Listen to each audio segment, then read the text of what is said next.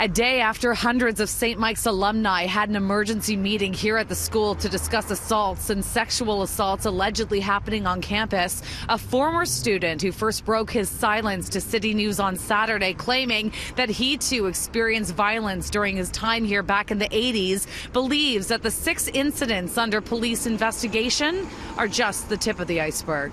One of the lessons we've learned in the last 6 months, first with the Me Too movement coming forth and the falling of some pretty big, iconic entertainment, media, and sports people as well, and politicians, that once the big domino starts to fall, the other ones quickly start to fall behind it. Elite endurance runner J.P. Bedard is calling out a dangerous culture he believes has been thriving at this prestigious all-boys private school for many decades. Bedard was a survivor of sexual abuse at the hands of a hockey coach before starting at St. Michael's back in the 80s, and claims he then experienced peer-to-peer sexual violence as a student there, and believes more cases are about to surface. I had just dismissed that as just part of being a boy, part of going through this ritualized, acceptance on a sports team. And so I know for a fact that this is probably something that's weighing on the minds of many alumni out there. People who are in their 20s, 30s, 40s, and even older, who are sitting in their jobs, in their law firms, wherever they are, even at the family dinner table. And they are watching these events unfold. And they are afraid of a reckoning. And I can just imagine there will be, in the future, a lot of awkward conversations with their families, talking to their spouses, talking to their partners, having to have discussions with their children. Why did they participate in it? Why didn't they stand up when they saw someone experiencing these incidents? This is the conversation we're in now. These incidents are clearly indicative we have a problem. A serious problem. As a school, we have a responsibility to keep our students safe, but our collective best efforts have failed.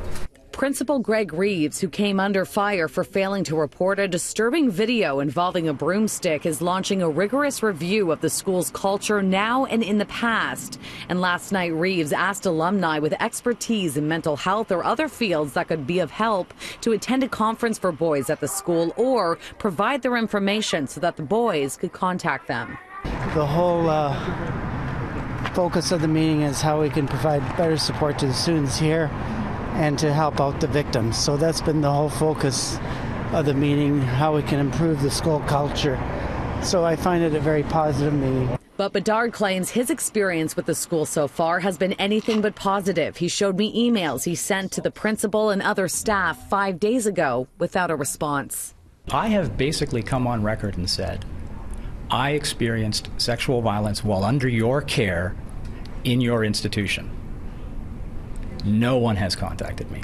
Bedard says he decided to speak out about this because right now there are very few voices when it comes to sexual assault survivors that are male, and he says that's something that needs to change. Now today I did reach out to the school's media contact to ask if the principal received his emails. At this point I have not heard back, but for the very first time since this scandal broke 7 days ago, we're now hearing from the Board of Directors. Here's a look at some of the statement. We are deeply saddened by the recent incidents that have taken place at our beloved school. They are offensive to everything we stand for and to the values we strive to instill in our students. Throughout this difficult time, our first priority remains on the victims and the safety and well-being of the entire student body, faculty, and staff.